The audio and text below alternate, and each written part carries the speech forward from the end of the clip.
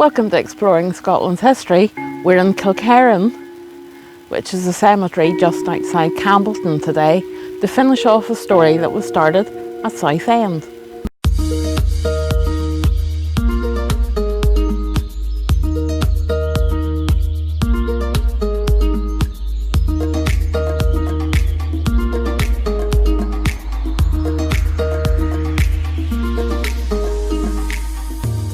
This cemetery, Kilkerran, backs onto 𝕲𝖈𝖔𝖊𝖈. It's just up there. So there is a piper's cave up in 𝕲𝖈𝖔𝖊𝖈. Tradition says that he was the sole survivor of the massacre of 𝕲𝖎𝖈𝖰, which we discussed when we were in Southend. And it tells the tale of a piper who became a wee bit old and decrepit. The council decided that they were going to put him into a care home, I suppose, and drown his dog in the bay, and the piper decided no. So the piper headed up 𝕲𝖈𝖔𝖊𝖈 with the council at a fast pace behind him. They didn't get him.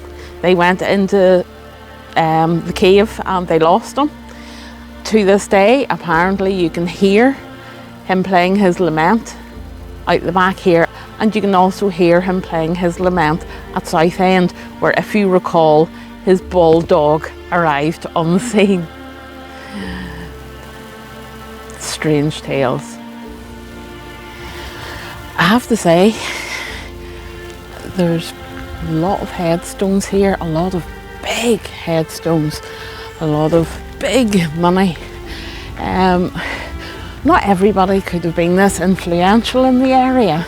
I can only surmise that because of the time, sort of the 1800s and that people scrimped and saved and really made a big deal on the burial of their loved ones. It just goes on for miles, this place. But there's one grave in particular I'm trying to find. I'll get back to you.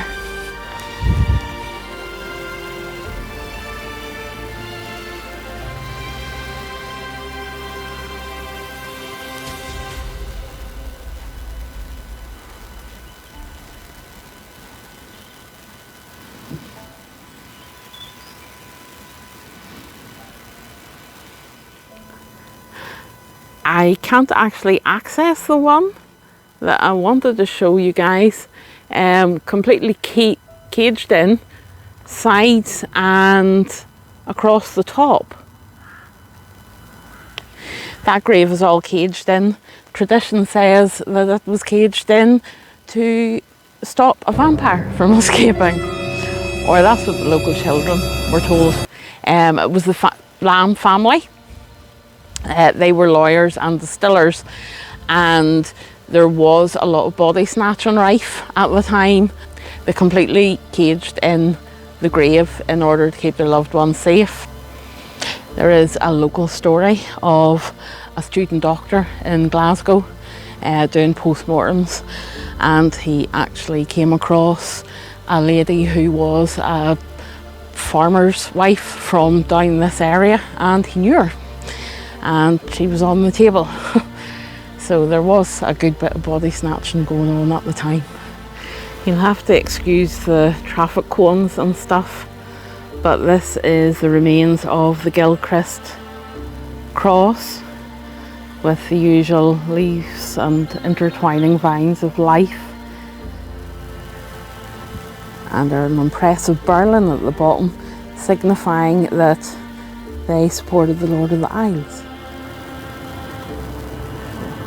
Sorry about the porter cabin, but we have a lady praying on the other side, and a couple embracing, and a warrior on a steed. Absolutely stunning remains of this cross. Even the knotwork on the side of this is really quite impressive. A really nice Celtic knot at the bottom as well.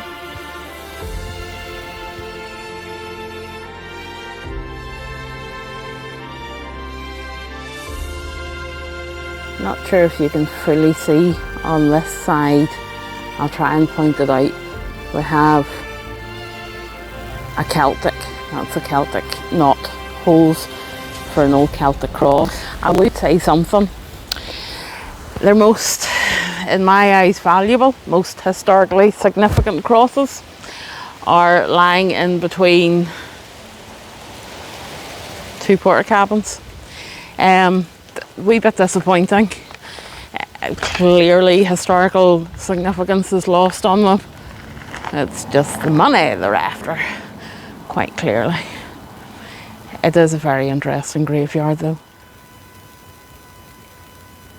Look how far up the hill this tears. It's really quite scary.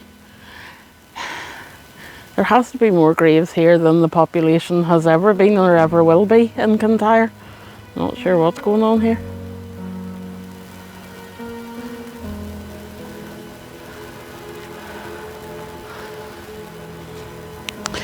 Worth mentioning that Kilkerran Bay there, that we can see beautifully blue in the background. In 1934 there was a strange sighting in the bay. A creature with the head and neck of a giraffe, but had a dorsal fin. Yeah, don't let the truth get in the way of a good story apparently. It's such a stunning evening though.